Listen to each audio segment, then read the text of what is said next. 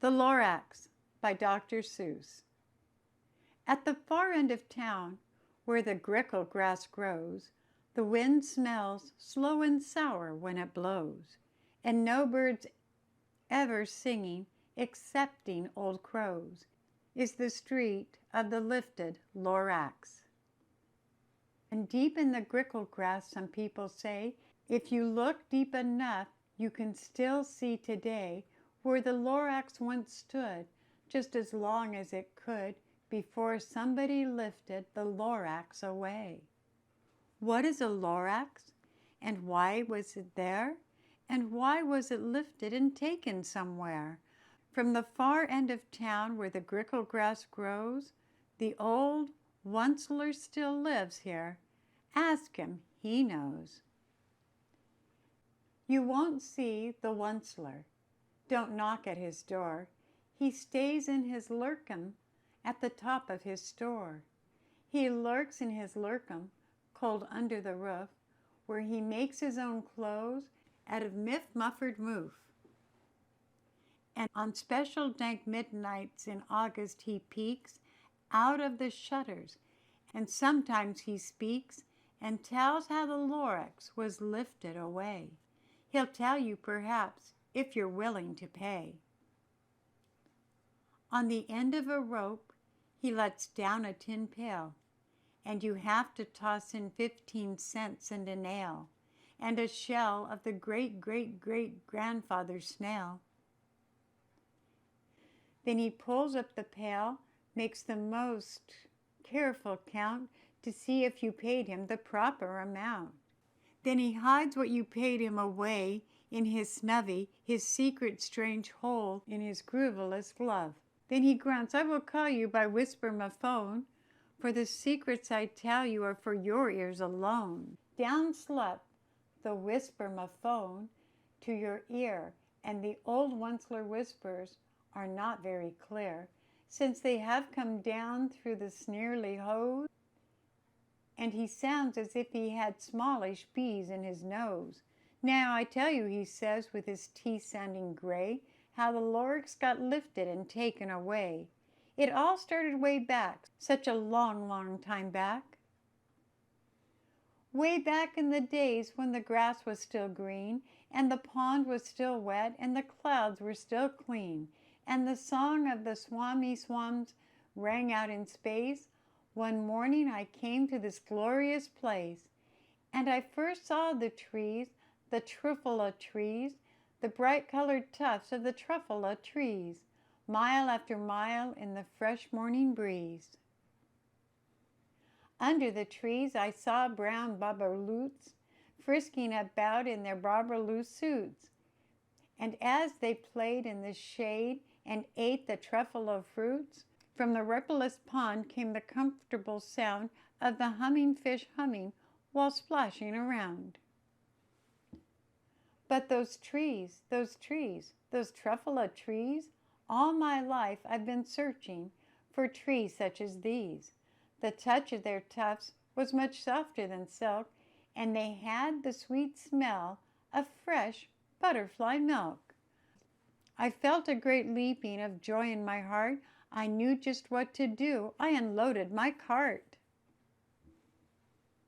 In no time at all I had built a small shop. Then I chopped down a Truffula tree with one chop, and with great skillful skill and with great speedy speed, I took the soft tuft and I knitted a thneed. The instant I finished, I heard a gazump. I looked. I saw something pop out of the stump of the tree I chopped down. It was sort of a man. Describe him, that's hard. I don't know if I can. He was shortish and oldish and brownish and mossy, and he spoke with a voice that was sharpish and bossy. Mister, he said, with a sawdusty sneeze, I am the Lorax. I speak for the trees. I speak for the trees have no tongues, and I'm asking you, sir, at the top of my lungs. He was very upset as he shouted and puffed. What's that thing you made out of the Truffula tuft? Look, Lorax, I said, There's no cause for alarm. I chopped just one tree. I'm doing no harm. I'm being quite useful. This thing is a thneed. A thneed is a fine something that people all need. It's a shirt, it's a sock, it's a glove, it's a hat. But it has other uses. Yes, far beyond that. You can use it for carpets, for pillows, for sheets, or curtains or covers, for bicycle seats. The Lorax said, "Sir, you are crazy with greed. There is no one on earth who would buy that full thneed." But the very next minute I proved he was wrong, for just at that minute a chap came along and thought that the thneed that I had knitted was great. He happily bought it for $3.98. I laughed at the Lorax. "You poor stupid guy, you never can tell what some people will buy." "I repeat," cried the Lorax, "I speak for the trees." "I'm busy," I told him. "Shut up if you please." I rushed across the room and in no time at all built a radio phone. I put in a quick call. I called my brothers and uncles and aunts and I said, "Listen here. Here's a wonderful chance for the whole Once-ler family to get mighty rich. Get over here fast. Take the road to North Nitch. Turn left at Weehawken, sharp right at South Stitch." And in no time at all, the factory I built, the whole Once-ler family was working full tilt. We were all knitting thneeds, as busy as bees, to the sound of the chopping of the Truffula trees. Then, oh baby, oh, how my business did grow. Now chopping one tree at one time was too slow, so I quickly invented a super axe hacker, which whacked off 4 Truffula trees in one smacker. We were making thneeds 4 times as fast as before, and the Lorax, he didn't show up anymore. But the next week he knocked on my office door. He snapped, "I am the Lorax who speaks for the trees, which you seem to be chopping so fast as you please. But I'm also in charge of the brown bear baloots, who played in the shade in their barbaloo suits, and happily lived eating Truffula fruits. Now, thanks to your hacking my trees to the ground, there's not enough Truffula fruit to go around, and my poor babaloots are all getting the crummies because they have gas and no food in their tummies. They love living here, but I can't let them stay. They'll have to find food, and I hope that they may. Good luck, boys," he cried, and he sent them away.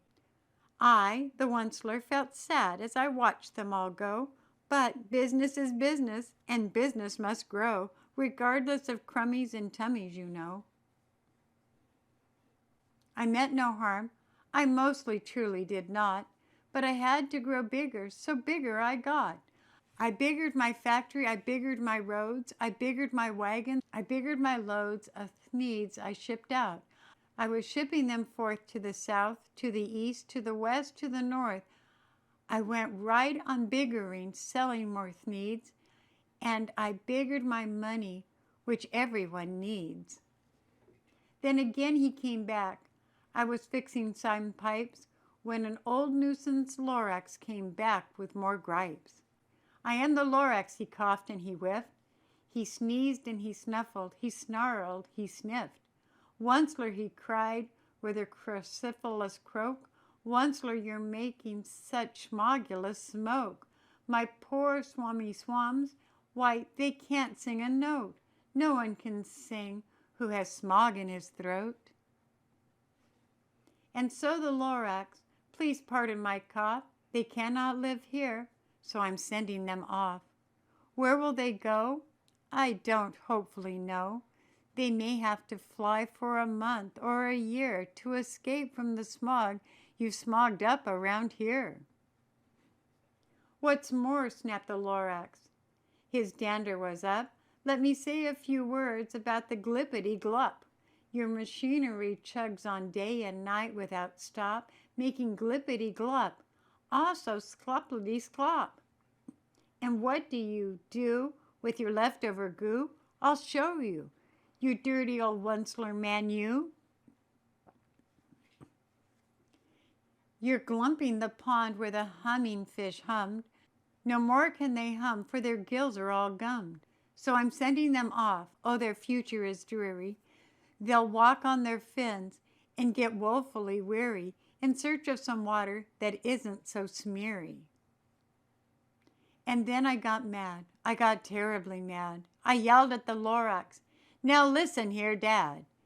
All you do is yap, yap, and say bad, bad, bad, bad. Well, I have my rights, sir, and I'm telling you, I intend to go on doing just what I do.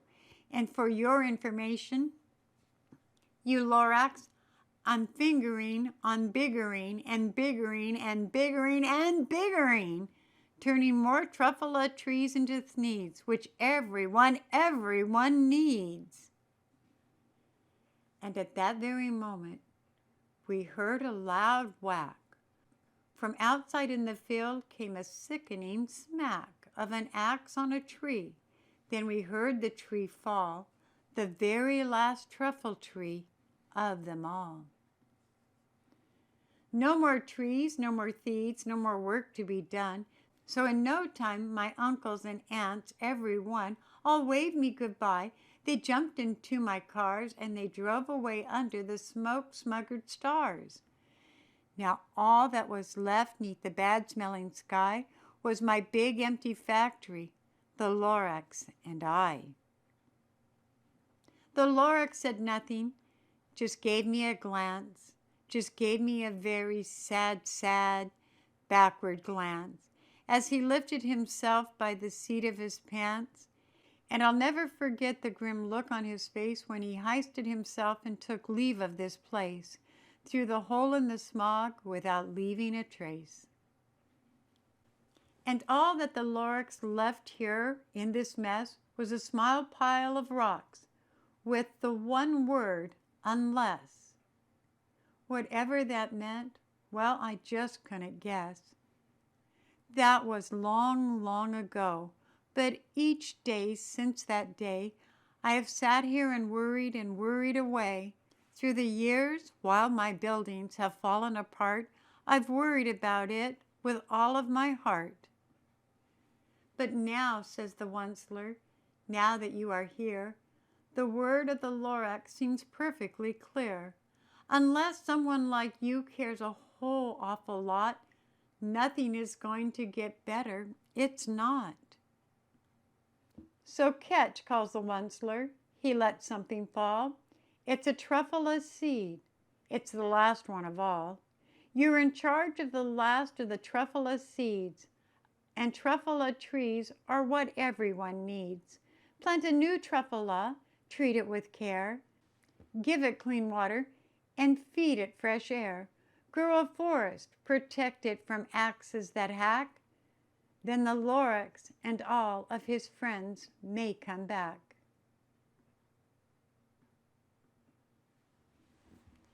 The end.